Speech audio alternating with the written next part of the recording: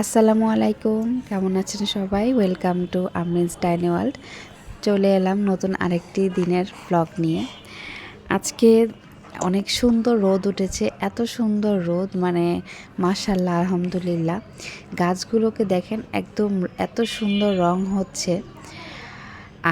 আজকে আমরা ছাদে পিকনিক করতে এসেছি, মানে সব রান্না বান্নার জিনিসপত্র নিয়ে সব কিছু কেটে কুটে আমরা ছাদে চলে এসেছি রান্নার জন্য। আজকে এখানে খড়ি দিয়ে রান্না হবে আর ছাদেই খাওয়া হবে।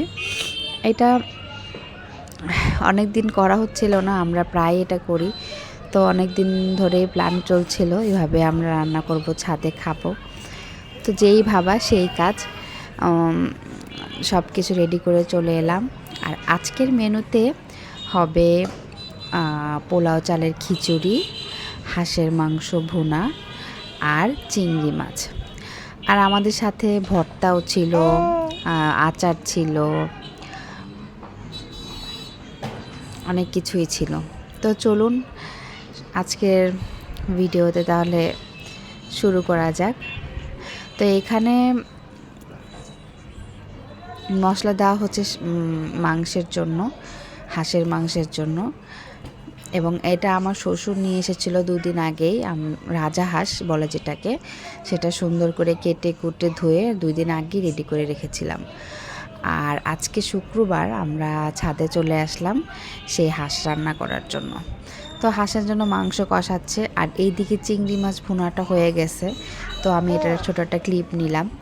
আর হাঁসের ভিতর তো জানেনই আদা রসুন একটু বেশি পরিমাণে লাগে, আর মরিচ ব্লেন্ডার করা ছিল ফ্রিজে, ওটাও দেওয়া হয়েছে হাঁসের মাংসের ভিতরে। তো ভালো মতো এখন মশলাটা কষবে। আর আমরা সব মানে বাচ্চা কাচ্চা নিয়ে ছাদে, বাচ্চারা দৌড়াদৌড়ি করতেছে, ভালোই লাগতেছে। আর ছাদে তো মুরগি আছে, কবুতর আছে, অনেক ধরনের গাছপালাও আছে। তো এখানে একে একে সব মশলা দেওয়া হচ্ছে, ধনিয়া গুঁড়া, আদা রসুন, গরম মশলা। আদা একটু বেশিই লাগে হাঁস রান্নায়, তাহলে হাঁসটা মজা লাগে বেশি। আর এই হাঁসটা অনেক সুন্দর একটা, মানে খুব তেল তেলে ছিল। আর আপনারা তো সবাই জানেনই পৌষ মাঘ এই 2 মাস হাঁসের গায়ে তেল বেশি থাকে। তো এই সময়গুলো কিন্তু হাঁস খেতে ভালো লাগে। আর শীতের সিজনে মানুষ এই কারণেই হাঁস খায়, কারণ এই সময়গুলোয় হাঁসের গায়ে থেকে সুন্দর একটা তেল বের হয়। আর এই তেলটা কিন্তু আমাদের জন্য অনেক উপকারী। তো এই দেখুন হাঁসটা কিন্তু খুব সুন্দর, মাংসগুলোও খেতে খুব ভালো লাগছে। তো এখানে এখন হাঁসটাকে সুন্দরভাবে কষানো হবে, সুন্দরভাবে কষিয়ে তারপর ঝোল দিব। হ্যাঁ,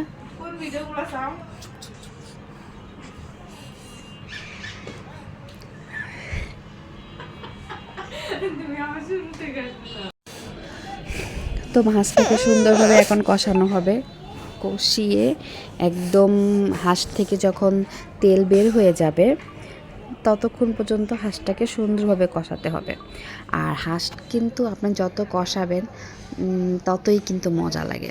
যে কোনো রান্নায় যত কষানো হয় ততই বেশি মজা হয় খেতে। তো এখানে কষানোর পরে ঝোল দেওয়া হয়েছে। আর এই দেখেন আমাদের ছাদের পেয়ারা গাছ, পেয়ারা গাছের পেয়ারাটাও এটা হলো অনেক ছোট। আর আমি সবাই রান্না করছে, আমি এই ফাঁকে বাসায় গিয়েছি, বাসায় যেয়ে এখন দুধ চা বসাতে দিছি। লিগারটা সুন্দরভাবে হয়ে গেছে, তারপর আমি দুধগুলো দিছি। এই যে আমাদের চা রেডি, এখন আমি চা নিয়ে ছাদে যাচ্ছি, সবাই একসাথে ছাদে যেয়ে চা খাবো। আমি বললাম যে আপনারা রান্না করেন, আমি তাহলে চা বানিয়ে নিয়ে আসি। তো আমরা সবাই মিলে এখন চা খেয়ে এই যে এখন আমি পোলাও চালের খিচুড়িটা বসাতে যাচ্ছি। এখানে আগে আমি ডালটা সুন্দরভাবে ভেজে নিছি, ভেজে নিয়ে তারপর অনেকক্ষণ ধরেই ভাজছি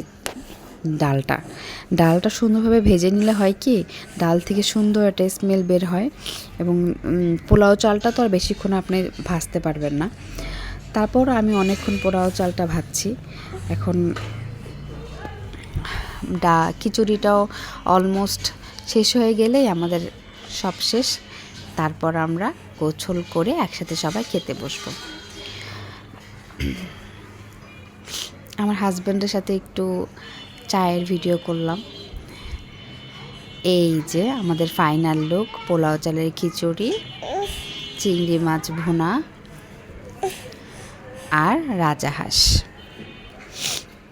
এখন খাওয়া দাওয়ার পালা, সবাই এখন একসাথে বসে গেছি আমরা ছাদের উপরে, আমরা কাপড় টানিয়ে দিছি, এখন সবাই একসাথে বসে গেছি খাওয়া দাওয়ার জন্য। আল্লাহ হাফেজ।